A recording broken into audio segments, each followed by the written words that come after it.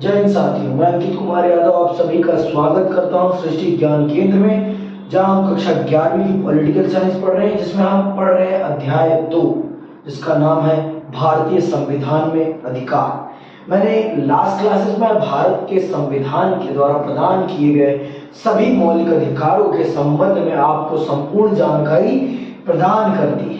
अब मैं चल रहा हूं आपको समझाने एक ऐसे अधिकार के बारे में जो मनुष्य को नहीं, अथवा ये कहिए कि देश में रहने वाली जनता को नहीं, देश पर शासन करने वाली सरकार को कुछ अधिकार मुहैया कराती है। वो अधिकार मुहैया कराती है उस सरकार को कि अगर सरकार को लगता है कि कुछ मौलिक अधिकारों के द्वारा देश के कल्याण में किसी भी प्रकार की बाधा उत्पन्न हो रही है, तो वह उस मौलिक अधिकार को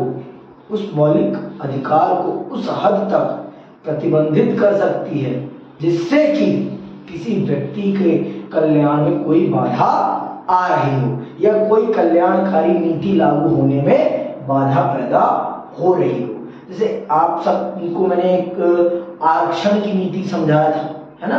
कुछ लोग मानते हैं कि आरक्षण समानता के अधिकार के विरुद्ध है, परंतु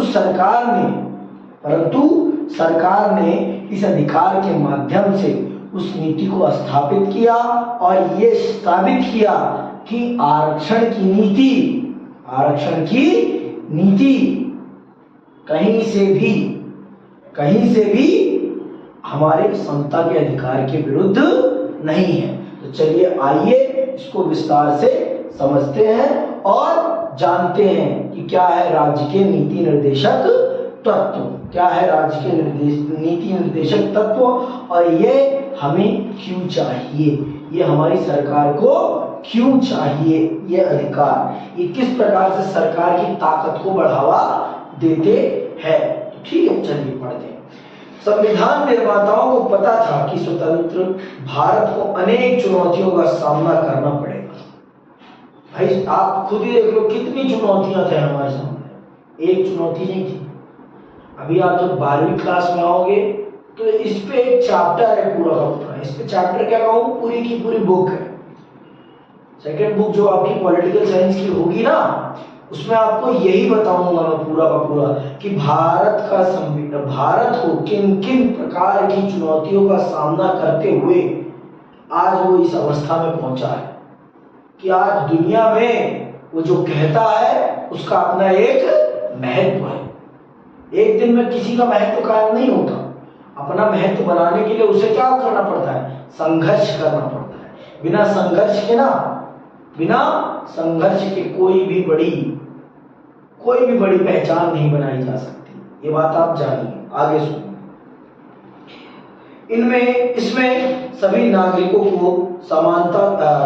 समानता लाना और सभी नागरिकों में समानता लाना और सबका कल्याण करना सबसे बड़ी चुनौती थी। भाई जितना कहना आसान है सभी को एक समान कर देंगे हम, उतना आसान नहीं है करना। आप सब आज भी आप देख लो क्या हमारा देश समान हो गया है, सब में इक्वालिटी है।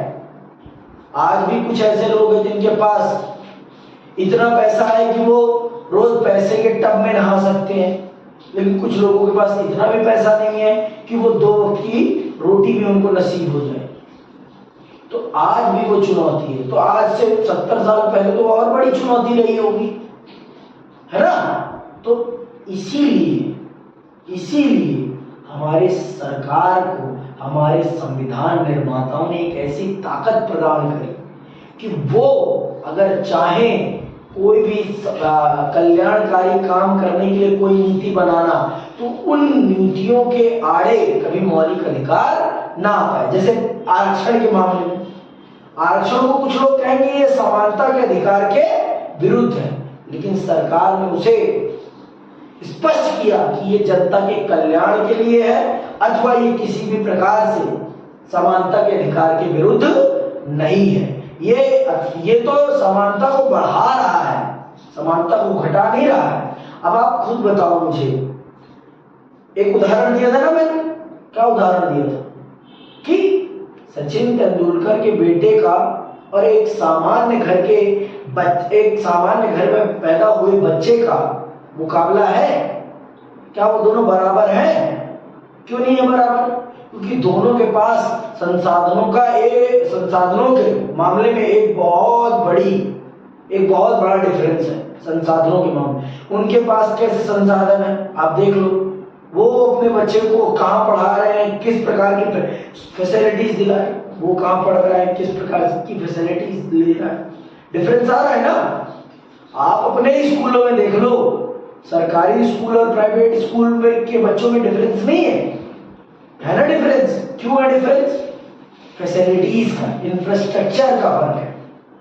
तो वही चीज, तो अगर हमें समानता को सच में स्थापित करना है तो उसके लिए सरकार को कुछ ना कुछ एक्स्ट्रा करना ही पड़ेगा, तभी जाके समानता वास्तविक रूप में स्थापित हो पाए।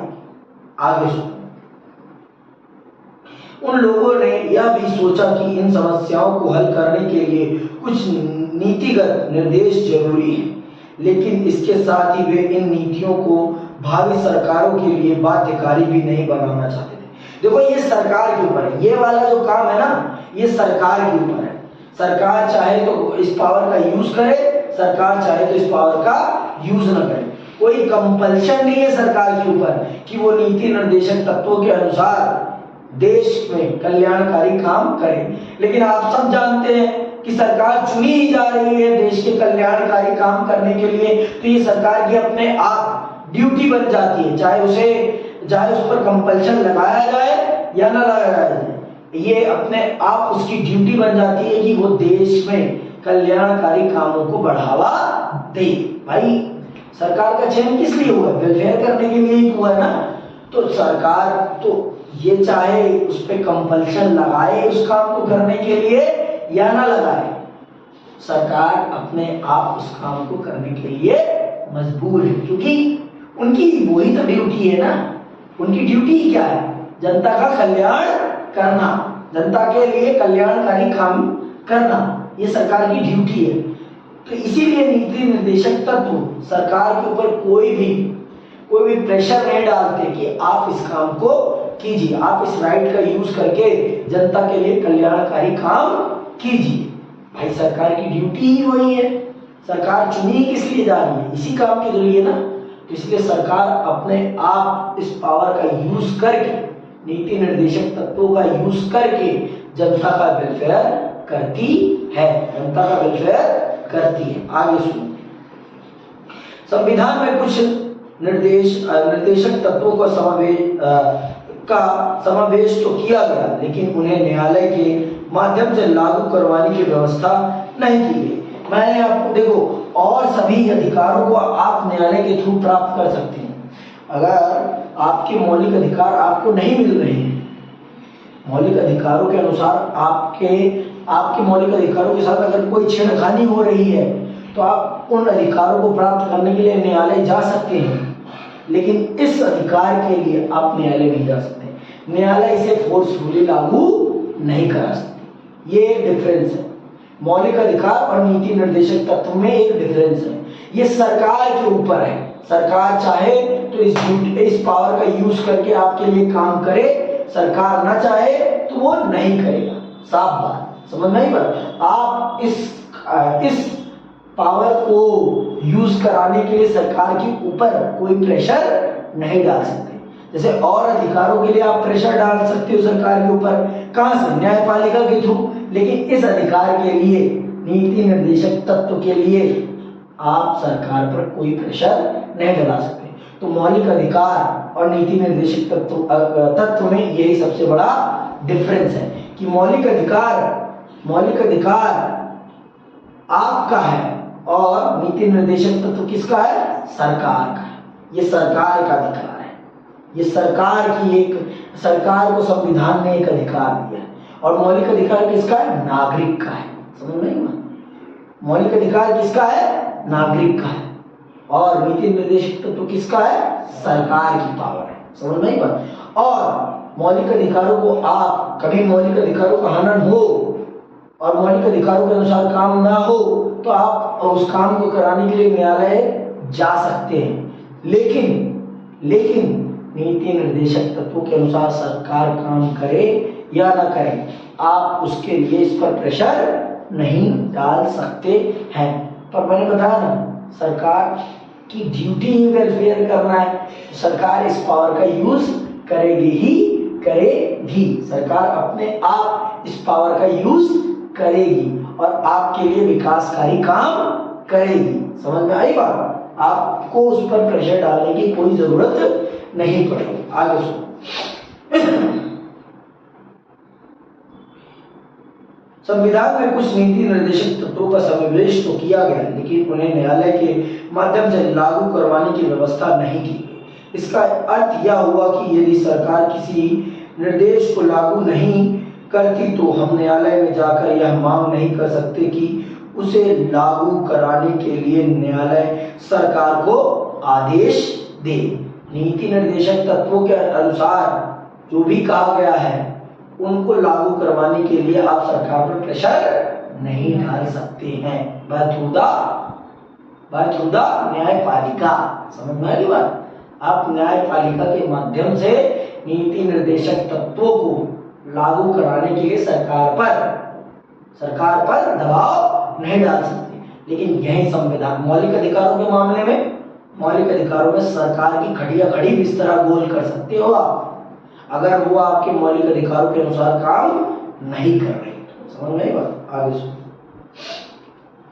इसीलिए कहा जाता है कि नीति निर्देशक तत्व वाद योग्य नहीं है।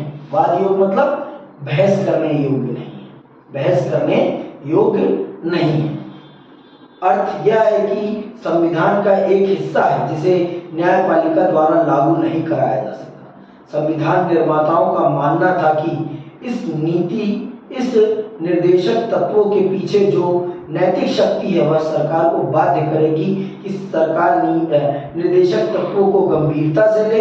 इसके अलावा वे ऐसा भी समझते थे कि जनता उन्हें लागू कराने की जिम्मेदारी भावी सरकारों पर डालेगी। अंततः संविधान में ऐसी नीतियों की एक निर्देशक सूची रखी गई। निर्देशकों की उसी सूची को राज्य के नीति निर्देशक तत्व कहते हैं। मैंने आपको बताया ना कि ये जो कानून है ये सरकार के ऊपर अपने आप एक मॉरल रिस्पॉन्सिबिलिटी पैदा करती है कि सरकार इस प्रकार के काम करे जिससे कि जनता की भलाई हो, क्योंकि सरकार को बनाया ही इसलिए गया है कि वो जनता की भलाई करे। तो चाहे उसके ऊपर इस कार्य को न्यायपालिका के द्वारा जबरदस्ती थोपा जाए या ना थोपा जाए, फिर भी न्यायपालिका उस काम को करने के लिए या कहिए सरकार आपकी उस काम को करने के लिए नैतिक रूप से बाध्य है उस काम को करने के लिए। समझ में आई बात? आपकी सरकार आपके इन नीति निर्देशक तत्वों को कुछ ऐसा लिखा गया है ना कि आपकी सरकार खुद ब खुद नैतिक रूप से उन कार्यों को करने के लिए बाध्य है। समझ में आई बात? और उसी का निर्देशक की सूची को जो काम बताए गए हैं ना, उसी सूची को हम क्या कहते हैं? एक सूची हमारे संविधान ने दे रखी है, निर्देशक सूची, नीति निर्देशक सूची। उसी सूची को हम क्या कहते हैं? नीति निर्देशक तत्व। तो आइए और समझते हैं क्या है नीति निर्देशक तत्व। अब चल रहे हैं समझने क्या है नीति निर्देशक तत्व। नीति निर्देशक तत्वों की सूची में 3 प्रमुख बातें हैं। क्या 3 प्रमुख बातें हैं? सुनो। वे लक्ष्य और उद्देश्य जो एक समाज के रूप में हमें स्वीकार करने चाहिए। एक ऐसे गोल्स हैं जो सबको एक्सेप्टेबल है एक समाज के रूप में। हर व्यक्ति ये चाहता है, कोई व्यक्ति ये नहीं चाहेगा कि समाज में गरीबी अमीरी असमानता बनी रहे, कि चाहता है कोई? तो ऐसे ही गोल्स है इसमें जो सबको पब्लिकली एक्सेप्टेड हो। वे अधिकार जो नागरिकों को मौलिक अधिकारों के अलावा मिलने चाहिए और वे नीतियां जिन्हें सरकार को स्वीकार करना चाहिए, और वो अधिकार हैं जो जो जनता को मिलने चाहिए, जो हमने मौलिक अधिकारों में जिनकी व्याख्या नहीं की है। और ये सरकार को भी कुछ अधिकार मुहैया कराती है अपने आप, ठीक है। तो ये है 3 प्रमुख बातें जो मौलिक आपके नीति निर्देशक तत्वों में है, जिनके द्वारा आपकी सरकार नैतिक रूप से आपके लिए वेलफेयर करने के लिए जिम्मेदार हो जाती है। समझ में आई बात कि नहीं आई? चलो आगे सुनो। नीति निर्देशक तत्वों को देखने से आपको संविधान निर्माताओं की भारत की कल्पना का आभास होगा। आप खुद सोचो, उन्होंने कितनी बढ़िया कल्पना की है भाई। हर चीज का ना प्रेशर डालना अच्छी बात नहीं है। हर चीज मैं आपसे जबरदस्ती कराऊंगा अच्छा रहेगा? कुछ चीजों को मैं आपके ही ऊपर छोड़ देता हूं भाई। आपके अंदर भी तो क्या है, आत्मबल है ना। आपके अंदर भी तो एक वो है ना, इच्छा शक्ति कि मैं भी कुछ करूं। आपको भी तो अपना नाम प्यारा है कि नहीं है? तो आप अपने आप ही कुछ काम करेंगे ही। कोई भी ऐसा व्यक्ति नहीं है जिसके अंदर आत्मसम्मान न हो। और अगर आपको अपना आत्मसम्मान प्यारा है तो आप कुछ ना कुछ जनता के कल्याण के लिए जरूर करेंगे ही करेंगे। समझ में आई बात? जब आपके अंदर आत्मसम्मान है, नहीं तो आपको अगले चुनाव में जनता गालियां बकेगी, है ना भाई। आपको ताकत तो मिली है ना संविधान के द्वारा कि आप अगर जनता के कल्याण के लिए कोई काम करना चाहें और उस मामले में भी अगर मौलिक अधिकार बाधा डाल रहे हैं तो आप उनको भी सीमित कर सकते हैं। सीमित करके आप जनता के लिए कल्याणकारी नीतियां लागू कर सकते हैं। लेकिन अगर आप काम ही नहीं करना चाहते तो कोई जबरदस्ती तो कर नहीं पाएगा। ये इसी चीज को दिखाने के लिए कि आपकी सरकार, इसीलिए संविधान निर्माताओं ने जबरदस्ती नहीं की, जिससे कि सरकार की भी तो कार्य क्षमता का पता चल सके ना कि सरकार कितना जनता के प्रति उत्तरदायी है, कितना वो जनता के प्रति काम करने के लिए इच्छुक है। आपकी भी तो इच्छा का पता चल पाएगा ना। अगर हर चीज में जबरदस्ती कराऊंगा आपसे तो आपकी इच्छा, आपके कार्य करने की इच्छा शक्ति का मुझे कभी पता नहीं चल पाएगा कि आपके मन में काम करने का मन है या नहीं है। तो इसीलिए हमारे संविधान निर्माताओं ने एक ऐसी शक्ति का निर्माण किया जिससे कि हर सरकार के काम करने की इच्छा शक्ति का पता चल सके कि सच में ये इस सरकार के अंदर काम करने की इच्छा शक्ति है या नहीं है, या जनता को इसे फिर से मौका देना चाहिए या नहीं देना चाहिए। ये इस अधिकार के माध्यम से पता चल जाता है, क्योंकि इस अधिकार के माध्यम से सरकार को शक्ति मिली है कि वो जनता के कल्याण के लिए काम करना चाहे तो कर सकती है। और अगर वो नहीं करना चाह रही है तो इसका मतलब क्या है कि ये सरकार काम की नहीं है और अगले 5 साल बाद इसको नहीं चुनना है, क्योंकि इसके अंदर कार्य करने की इच्छा शक्ति ही नहीं है, कुछ नया करके दिखाने की कोई इच्छा शक्ति ही नहीं है। तो फिर क्यों चुने भाई हम आपको दोबारा चुनने के लिए भी तो हमारे पास कुछ कारण होना चाहिए ना कि आपने कुछ काम किया हो। तो ये एक प्रकार से सरकार को टेस्ट करने वाला अधिकार है, सरकार को टेस्ट करने वाला अधिकार है। आप ये जान लीजिए, ये जो है आपका अधिकार नीति निर्देशक तत्व, ये सरकार की कार्य क्षमता को बताने वाला अधिकार है। ठीक, आगे सुनो। समय समय पर सरकार ने कुछ नीति निर्देशक तत्वों को लागू करने का प्रयास किया, जिनके अनेक जमींदारी उन्मूलन कानून, बैंकों का राष्ट्रीयकरण, नई फैक्ट्री अधिनियम, न्यूनतम मजदूरी निर्धारण, कुटीर और लघु उद्योगों को प्रोत्साहन तथा अनुसूचित जाति और अनुसूचित जनजाति के उन्नयन के लिए आरक्षण आदि इन प्रयासों को दर्शाते हैं। ये सारे के सारे, ये जो मैंने काम बताए, ये सारे के सारे नीति निर्देशक तत्वों के अनुसार सरकार के द्वारा लिए गए फैसले हैं, जिनके माध्यम से सरकार ने ये दिखाने का प्रयास किया है कि हम काम करने के इच्छुक हैं, हम काम करने के इच्छुक हैं। ठीक है, आगे सुनो। नीति निर्देशक तत्वों को लागू करने के प्रयास में शिक्षा का अधिकार पूरे देश में पंचायती राज व्यवस्था लागू करना, रोजगार गारंटी योजना के अंतर्गत काम का सीमित अधिकार, स्कूली बच्चों के लिए दोपहर के भोजन की योजना आदि शामिल हैं। तो ये सारे सरकार ने ये सारी चीजें, देखो शिक्षा के अधिकार को अगर बढ़ाना था तो सरकार ने उस अधिकार को बढ़ाने के लिए एक कल्याणकारी योजना चालू कर दी, मिड डे मील, कि जिससे कि जिन बच्चों के घर में 2 वक्त के भोजन का इंतजाम नहीं है वो बच्चे भी पढ़ने के लिए आए, और भोजन के बहाने से ही आए, लेकिन आए तो स्कूल, नहीं तो वो तो स्कूल ही नहीं आ रहे थे, स्कूल ही नहीं आ रहे थे। अधिकार बनाना अलग बात है और अधिकार को इम्प्लीमेंट कराना अलग बात है। तो शिक्षा के अधिकार तो हमने दे रखा है, लेकिन शिक्षा के अधिकार को वास्तविक जमीन पर लाने के लिए जो अधिकार थे, जो कानून होने चाहिए, वो कानून किसके अनुसार बनते हैं? नीति निर्देशक तत्व के अनुसार बनते हैं, जो सिचुएशन के अकॉर्डिंग बनाए जाते हैं। सिचुएशन के अकॉर्डिंग, देखो आधे से ज्यादा दुनिया में काम ना परिस्थितियों के हिसाब से होता है, परिस्थितियों के हिसाब से ही दुनिया में अधिकतर काम होते हैं। इंसान जो भी काम करता है वो परिस्थितियों के अनुसार करता है। समझ में आई बात? आगे सुनो। नागरिकों के मौलिक कर्तव्य आप पढ़ लेना, ठीक है एक बार। अब आते हैं, हम समझते हैं नीति निर्देशक तत्वों और मौलिक अधिकारों में संबंध। नीति निर्देशक तत्वों और मौलिक अधिकारों में संबंध, इसको समझते हैं और इसी के साथ इस चैप्टर को हम समाप्त करते हैं। जैसे कि मैंने आपको बता ही दिया, पहले ही बता दिया कि देखो आपके मौलिक अधिकार, नीति निर्देशक तत्वों, मौलिक अधिकारों को सही वे में इफेक्टिवली इंप्लीमेंट करने वाला अधिकार है आपका नीति निर्देशक तत्व। इसीलिए आपको देखने में थोड़ा डिफरेंस लग सकता है, और यह अधिकार वो अधिकार है जिससे कि आप सरकार की कार्य करने की क्षमता को परख सकते हैं कि हाँ सच में सरकार की इच्छा है जनता के प्रति काम करने की या नहीं।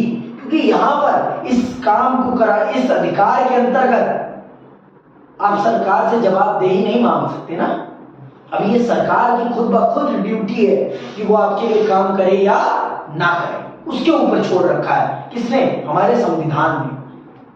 इससे क्या पता चलेगा? इससे यही तो पता चल जाएगा ना हमें कि आपके अंदर मेरे प्रति वफादारी है या नहीं है। आपको मैंने मौका दिया है मेरे लिए काम करने का, लेकिन मैंने आपको खुला छोड़ रखा है।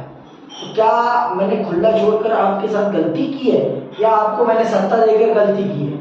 अगर सत्ता देकर गलती, आप काम करने के लिए इच्छुक नहीं होंगे तो अगले 5 साल बाद मैं भी कहूंगा हम भी आपके लिए अच्छे नहीं, चलो निकलो, है ना। तो ये अधिकार आपको ये बताता है कि आपकी सरकार आपके प्रति काम करने के लिए इच्छुक है या नहीं। हर चीज को जबरदस्ती नहीं करानी चाहिए कभी भी, और ये वही चीज है। आगे सुनो। मौलिक अधिकारों और नीति निर्देशक तत्वों को एक दूसरे के पूरक के रूप में देखा जा सकता है। ये दोनों क्या है? एक दूसरे के कॉम्प्लीमेंट्री है। एक दूसरे के क्या है? कॉम्प्लीमेंट्री, एक दूसरे के पूरक है। जैसे कार और पेट्रोल, कार और पेट्रोल, बिना पेट्रोल के कार चल सकती है? या कहिए कि बिना ईंधन के पेट्रोल चल सकता है? अरे सॉरी, कार चल सकती है आपकी बिना ईंधन के? नहीं चल सकती। ईंधन कैसा भी ईंधन हो, चाहे इलेक्ट्रिक ईंधन हो, कुछ भी है, बिना ईंधन के ये संभव नहीं है कि वो चल सके। तो वही चीज है, ये दोनों एक दूसरे के क्या है? आपके मौलिक अधिकार और आपके नीति निर्देशक तत्व क्या है? एक दूसरे के पूरक है। एक दूसरे के क्या है? पूरक। आगे सुनो। जहां मौलिक अधिकार सरकार के कुछ कार्यों पर प्रतिबंध लगाते हैं, सुन लो, जहां मौलिक अधिकार सरकार के कुछ कार्यों पर प्रतिबंध लगाते हैं, वही नीति निर्देशक तत्व उसे कुछ कार्यों को करने की प्रेरणा देते हैं। समझ में आई बात? मौलिक अधिकार खास, मैंने आपको बता दिया कि मौलिक अधिकार आपके हैं और नीति निर्देशक तत्व किसके हैं? सरकार के हैं, सरकार की ताकत है। ठीक है। मौलिक अधिकार खास तौर से व्यक्ति के अधिकारों को संरक्षित करते हैं, पर नीति निर्देशक तत्व पूरे समाज के हित की बात करते हैं, लेकिन कभी कभी जब सरकार नीति निर्देशक तत्वों को लागू करने का प्रयास करती है तो वे नागरिकों के मौलिक अधिकारों से टकरा सकते हैं। मैंने आपको बताया कि कभी कभी कि सरकार को कुछ नीतियों को लागू कराने के लिए हमारे मौलिक अधिकारों पर भी थोड़ा बहुत प्रतिबंध लगाना पड़ता है। आज से शुरू में आपके पास ना, जब भारत का संविधान बना था, शुरू में आपके पास 7 मौलिक अधिकार थे। एक था आपका संपत्ति का अधिकार, एक था आपका संपत्ति का अधिकार। उस अधिकार को इसीलिए हटाना पड़ गया मौलिक अधिकार से, क्योंकि वो समानता के अधिकार को लागू करने में बहुत बड़ी बाधा बन रहा था। यह कहिए कि समाज को एक समान बनाने की राह में सबसे बड़ी बाधा बन रहा था। क्यों? क्योंकि कुछ लोगों के पास इतनी ज्यादा जमीनें थी, कुछ लोगों के पास इतनी ज्यादा जमीनें थी कि कोई कहने की बात नहीं, और कुछ लोगों के पास इतनी भी नहीं थी कि वो 2 वक्त की रोटी का भी इंतजाम कर सके। तो सरकार ने उस अधिकार को मौलिक अधिकार से हटाया। क्यों?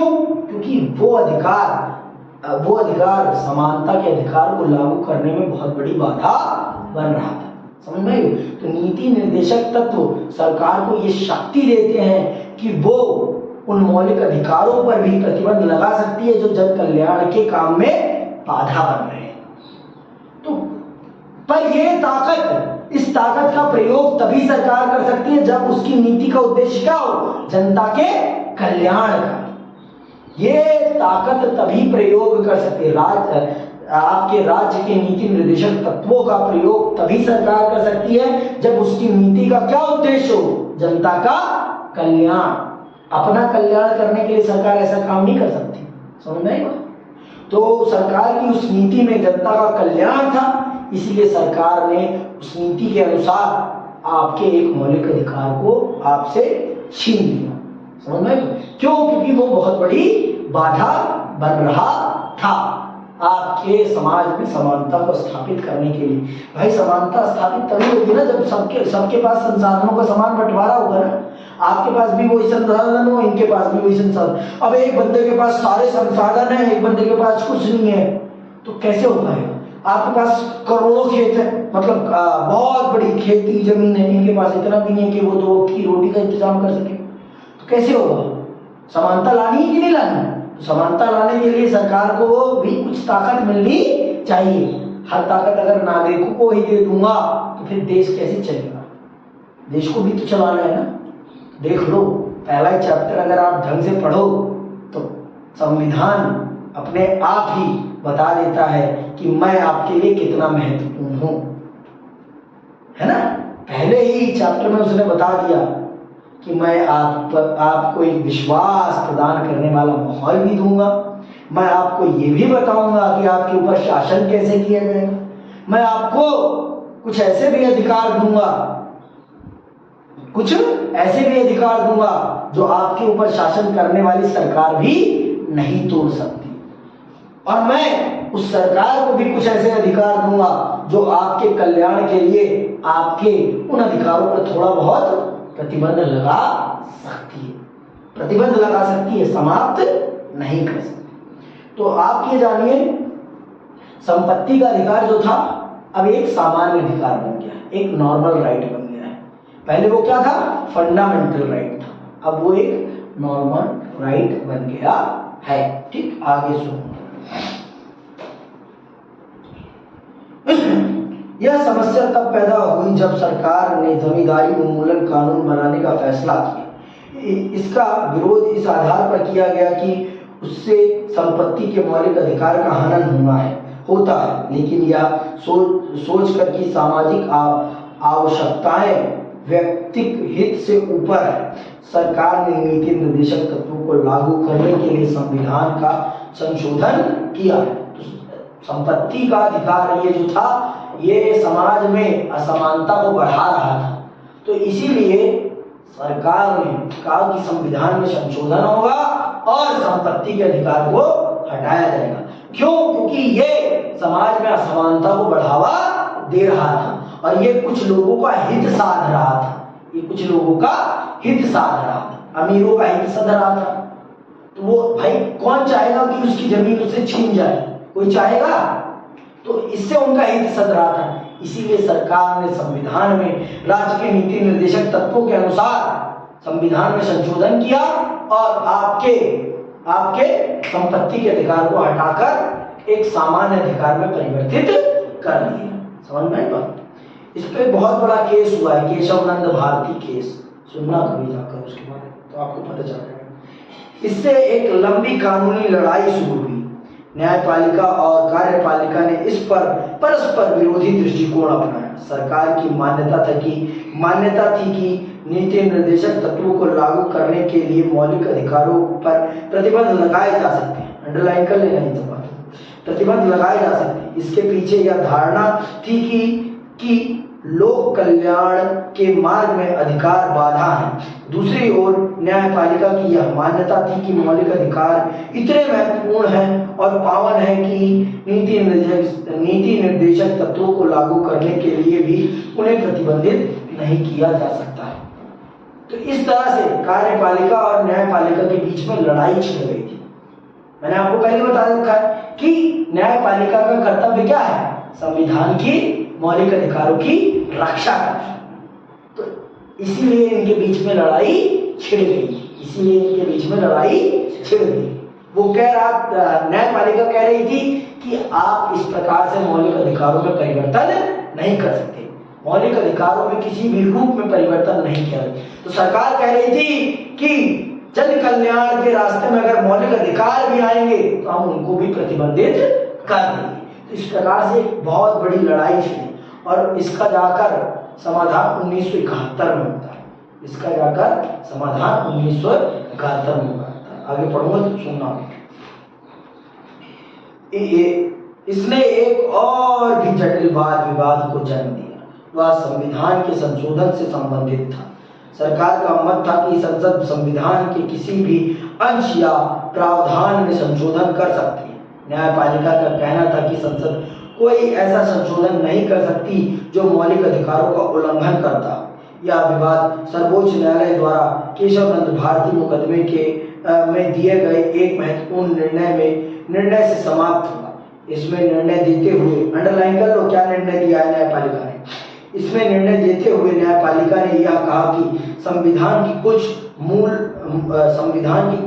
मूल ढांचागत विशेषताएं हैं और संसद उनमें कोई परिवर्तन नहीं कर सकती। इसे हम 9वें अध्याय संविधान एक जीवंत दस्तावेज में विस्तार से पढ़ेंगे।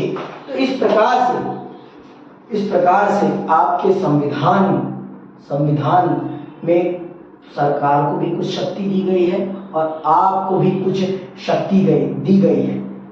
और इसके बाद से आज तक इस केशवनंद भारती केस के बाद से कभी भी संविधान के उस मूल ढांचागत व्यवस्था में कोई भी परिवर्तन करने का प्रयास नहीं किया। संविधान ने, आपके न्यायपालिका ने कह दिया ना कि हमारे संविधान का कुछ मूल ढांचा है और आप उस मूल ढांचे में कोई परिवर्तन नहीं कर सकते हैं।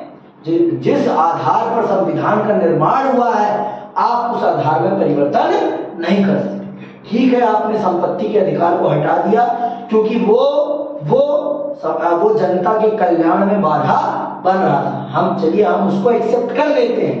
न्यायपालिका ने कहा चलिए हम उसको एक्सेप्ट कर लेते हैं, लेकिन हमारे संविधान का एक मूलभूत ढांचा है। आप कभी भी उस मूलभूत ढांचे के विरुद्ध जाकर कोई भी कानून नहीं बना सकते और आप उस मूलभूत ढांचे के विरुद्ध जाकर कोई संविधान में संशोधन नहीं कर सकते। तो ये है आपके मौलिक अधिकार और नीति निर्देशक तत्वों में संबंध। तो आप ये जानिए कि ये जो है नीति निर्देशक तत्व, ये सरकार को शक्ति प्रदान करते हैं किस बात की? जनता के कल्याण को करने की। समझ में आई बात? जनता के लिए कल्याणकारी नीतियां बनाने की, जनता को आगे बढ़ाने की। तो आइए और एक चीज है वो भी मैं आपको बता देता हूँ। ठीक है, ये देखिए नीति निर्देशक तत्व मैंने ऐसे सब कुछ बता दिया है, सारी चीजें बता दी। उद्देश्य क्या है, नीतियां क्या है, ऐसे अधिकार जिनके लिए न्यायपालिका में दावा नहीं किया जा सकता। कौन से अधिकार? पर्याप्त जीवन यापन, महिलाओं और पुरुषों को समान काम की समान मजदूरी, आर्थिक शोषण के विरुद्ध अधिकार, काम का अधिकार, 6 वर्ष से कम आयु के बालकों के लिए प्रारंभिक बाल अवस्था देख रेख और शिक्षा। ये देखो, ये वो अधिकार हैं, ये वो चीजें हैं जिन पर आप न्यायपालिका में नहीं जा सकते। आप खुद ही देख लो, आर्थिक तौर पर शोषण किया जाता, आर्थिक शोषण के विरुद्ध अधिकार। अब आपका मालिक आपका शोषण करता है आर्थिक रूप से, तो आप कुछ कर पाते हो? भाई नौकरी का सवाल है और मालिक कहता है आपको 6 घंटे काम करना है 3 घंटे के बजाय, तो आप मजबूरन काम करते हो। आप काम छोड़ के तो भाग नहीं जाते ना। तो इस प्रकार के अधिकारों के लिए आप न्यायपालिका नहीं जा सकते। ठीक है, उद्देश्य आपको मैंने बता ही दिया है कि नीति निर्देशक तत्वों का उद्देश्य क्या है। लोगों का कल्याण, सामाजिक, आर्थिक एवं राजनीतिक न्याय करना, जीवन स्तर ऊंचा उठाना, संसाधनों का समान वितरण, ठीक है, और अंतरराष्ट्रीय शांति को बढ़ावा।